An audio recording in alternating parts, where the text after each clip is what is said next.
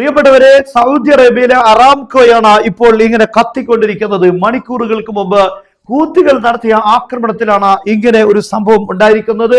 ജിസാനിലുള്ള Saudi അറേബ്യയുടെ ഏറ്റവും പ്രധാനപ്പെട്ട, സൗദി അറേബ്യയിലെ 5ാമത്തെ ഏറ്റവും വലിയ എണ്ണ റിഫൈനറിയാണ് അറാംകോയുടെ ജിസാനിലുള്ളത്. ഇതാണ് ഇപ്പോൾ 2 ബാലിസ്റ്റിക് മിസൈലുകൾ ഉപയോഗിച്ച് യമനിലെ ഹൂത്തികൾ ആക്രമിച്ചിരിക്കുന്നത്. സൗദി അറേബ്യ കഴിഞ്ഞ രാത്രിയിൽ യമനിന്റെ ഉദൈദ പോർട്ടിൽ ആക്രമണം നടത്തിയിട്ടുണ്ട്.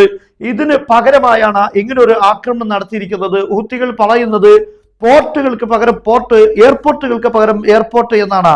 അതായത് എന്താണോ സൗദി അറേബ്യ ആക്രമിക്കുന്നത് തിരിച്ച് അത് തന്നെ ആയിരിക്കും നിങ്ങൾക്കുണ്ടാകുന്ന തിരിച്ചടി എന്നാണ് അവർ പറയുന്നത്. കഴിഞ്ഞ ദിവസം സൗദി അറേബ്യ നടത്തിയ ആക്രമണങ്ങൾക്കുള്ള തിരിച്ചടിയാണ് ഇപ്പോൾ ജിസാനിൽ ഉണ്ടായിരിക്കുന്നത്. വലിയ രീതിയിൽ തീ ആളിക്കത്തിക്കൊണ്ടിരിക്കുന്ന ചിത്രമാണ്, വീഡിയോകളാണ് ഇപ്പോൾ പുറത്തു വന്നുകൊണ്ടിരിക്കുന്നത്. സൗദി അറേബ്യയെ സംബന്ധിച്ചിടത്തോളം ഇപ്പോൾ യമനികൾ പ്രഖ്യാപിച്ചിരിക്കുന്ന കടലിലെ ഉപരോധം, യമനിനെതിരെ വ്യോമതലങ്ങളിലും അതുപോലെ നാവിക തലങ്ങളിലും സൗദി അറേബ്യ വർഷങ്ങളായി ഉപരോധം ഏർപ്പെടുത്തിയിട്ടുണ്ട്. എന്നാൽ ഈ ഉപരോധം പിൻവലിച്ചിട്ടില്ല എങ്കിൽ സൗദി അറേബ്യയുടെ വ്യോമരംഗത്തും അതുപോലെ തന്നെ നാവിക രംഗത്തും, അവർക്ക് കടലിലും ആകാശത്തും ഉപരോധം പ്രഖ്യാപിച്ചിരിക്കുകയാണ് ഇപ്പോൾ തിരിച്ചു ഹൂത്തികളും.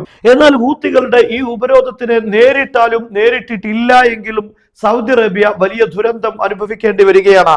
സൗദി അറേബ്യ ഈ ഒരു യമനികളുടെ ഉപരോധത്തെ മുഖവിലക്കെടുക്കാതിരുന്നാൽ സൗദി അറേബ്യയുടെ എണ്ണ കയറ്റുമതി ചെയ്യുക എന്നത് വലിയ പ്രതിസന്ധിയിലാകും. അതേ സമയത്ത് നേരിട്ട് കഴിഞ്ഞാൽ ഒരു യുദ്ധത്തിലൂടെ അല്ലെങ്കിൽ ആക്രമണത്തിലൂടെ യമനികൾക്കെതിരെ തിരിച്ചടിക്കാൻ ശ്രമിച്ചാൽ സ്വാഭാവികമായും അവർ തിരിച്ചടിക്കുമ്പോൾ സൗദി അറേബ്യയുടെ എണ്ണയും അതുപോലെ തന്നെ എണ്ണ റിഫൈനറികൾ ഇങ്ങനെ തുടങ്ങിയിട്ടുള്ള വളരെ പ്രധാനപ്പെട്ട സാമ്പത്തിക സോഴ്സുകൾ ആക്രമിക്കപ്പെടും.